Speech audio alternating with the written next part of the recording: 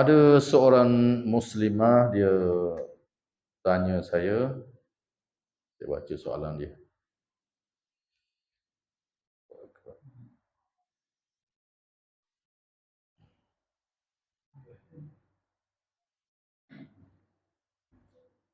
Saya dah jawab tapi saya kongsi malam ni untuk sama-sama kita memahaminya.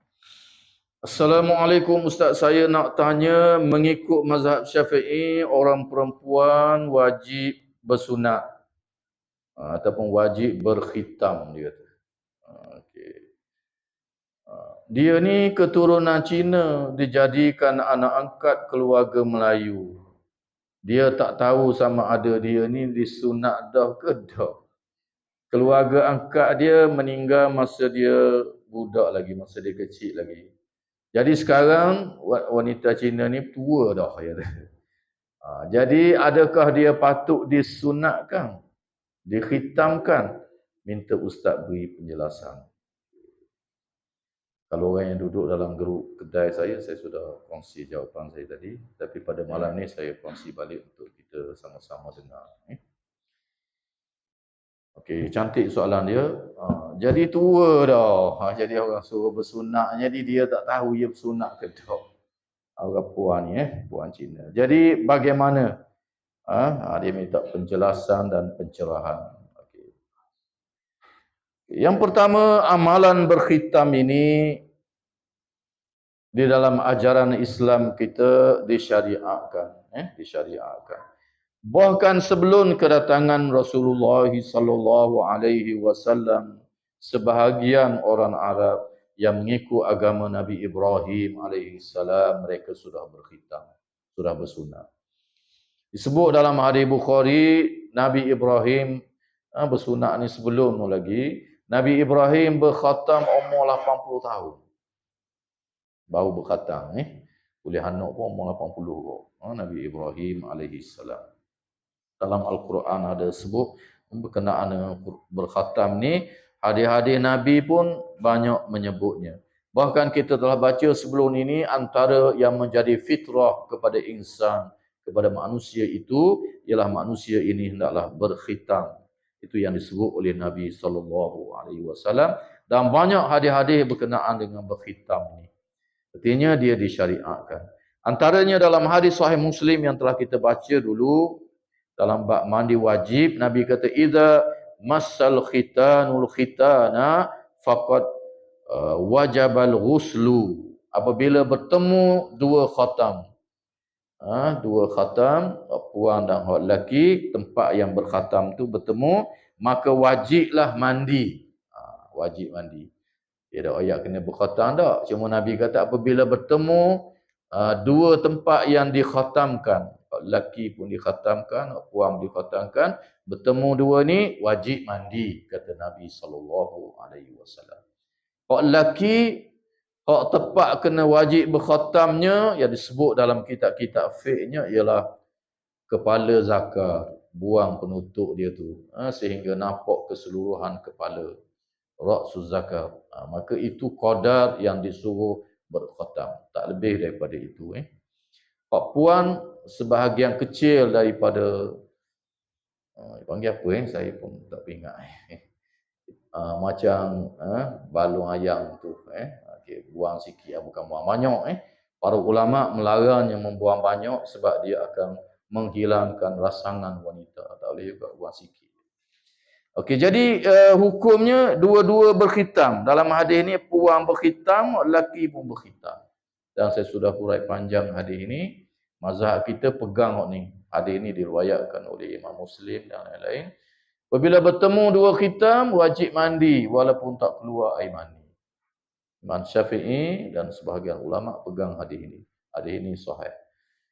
Jadi kat mana berkhitam? Hak lakinya bahagian kepala saja, tergelam sahaja. Istilah orang kampung tak, tergelam topi keledar, ya. Wajib mandi selalu walaupun tak keluar air mani. Walau bagaimanapun sebahagian ulama dia pegang hadis satu lagi, iaitu Nabi bersabda, innamal ma'u minal ma'i. Mandi, air yang pertama tu mandi, air dengan sebab air, Nabi kata, iaitu mandi Mandi wajib ni disebabkan keluar air. Hadis ni juga ada dalam Muslim dan Sahih statusnya. Maka dua hadis yang mari dalam riwayat yang berbeza. Maka menjadi khilaf di kalangan ulama. Nak disatukan hadis ni tak boleh. Maka sebahagian ulama pegang pendapat yang pertama. Bertemu dua khitam, wajib mandi dah.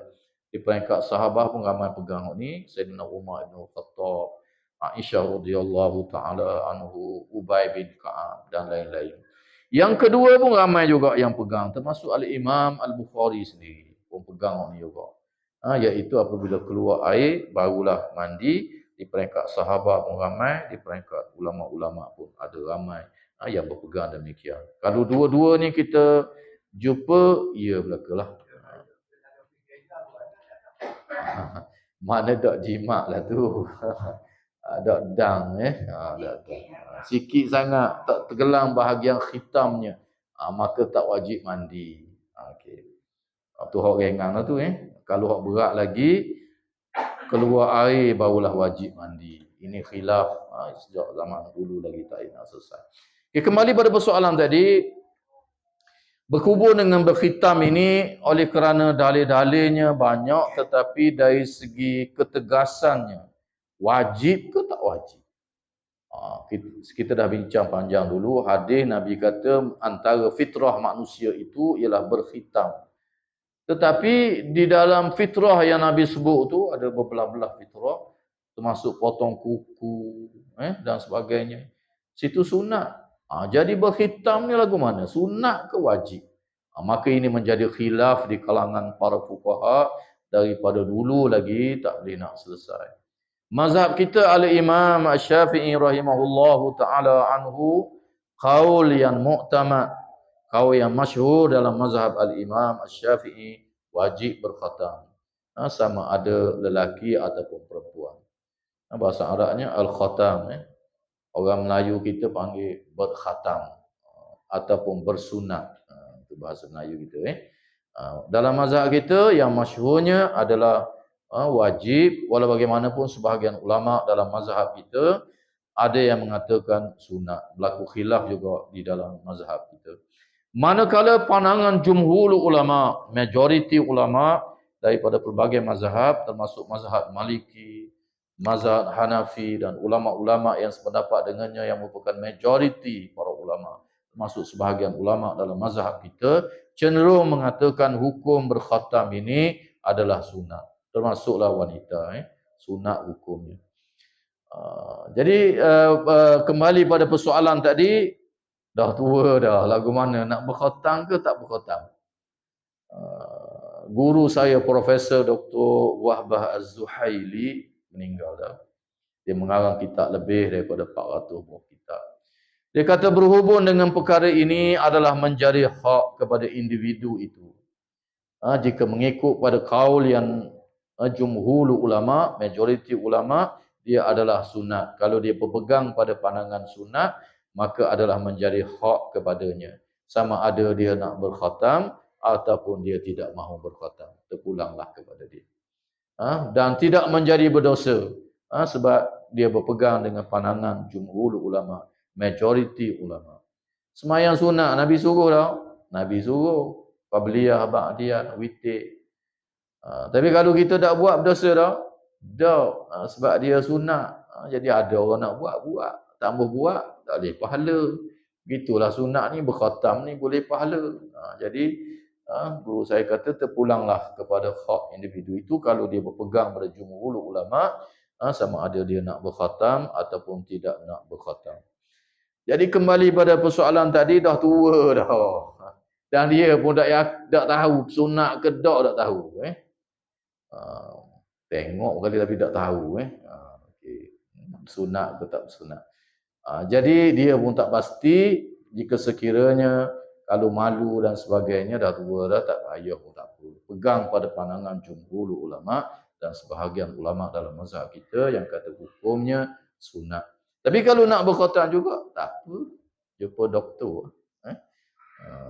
Berkhatam. Orang tua berkhatam pula sekali lagi pun ada. Kerana keperluan-keperluan tertentu. Maka tidak menjadi halangan.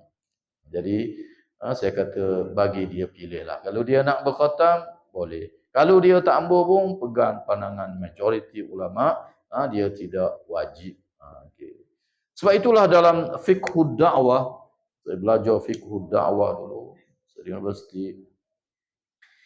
Dilarang kita ni apabila ajak seseorang masuk Islam ke, mula-mula royak suruh sunat lalu. Ni orang Melayu kita. Dah bila masuk Islam kan, suruh sunat lalu. Oh ni furu' fiqhiyah cabang. Majoriti kata sunat je jangan gaduh lagi Royak yang asah-asah dulu, yang menjadi dasar-dasar dan tonggak di dalam syariat Islam, semayang 5 waktu, benda-benda yang menjadi dasar dalam agama kita. Dari segi uslub ad-da'wah, tak kenalah cara yang seperti itu. Ataupun hari ni masuk Islam malah sekarang ajak semayang sunat tahajud lalu. Dia baru masuk Islam hari ni syahadat. Malah orang ajak tidur sejik dah yang mulai.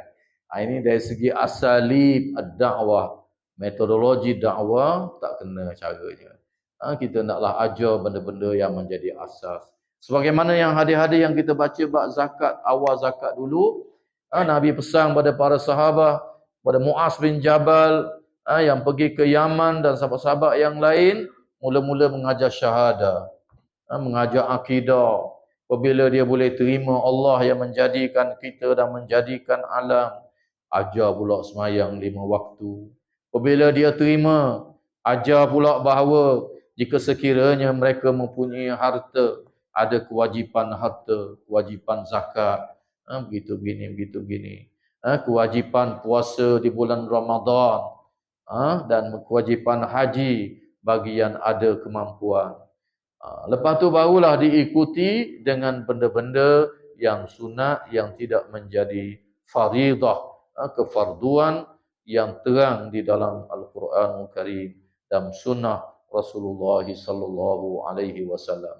Jadi ada peringkat-peringkatnya benda yang kita nak sampai di dalam dakwah kita yang dipanggil maudhu'ud dakwah, tajuk-tajuk dakwah. Ada yang utama dan ada yang perlu kita kemudiankan, sebagaimana yang saya sebutkan sebentar tadi.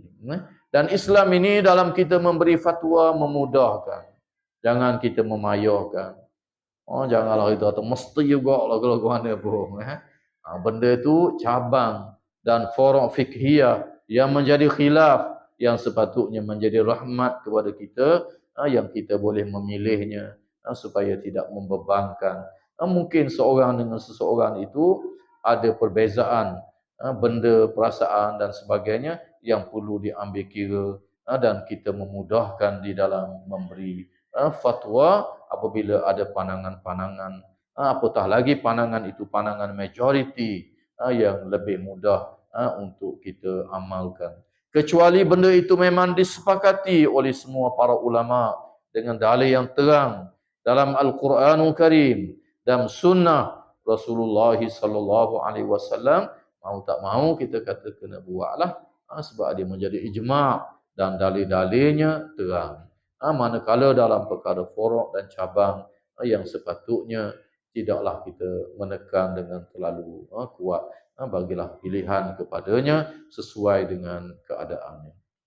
Sekadar itu saja kuliah kita pada malam ini. Tak apa. Masuk Islam lewat dah. 90 dah. Kita kata esok kena pergi jumpa doktor. Ayolah.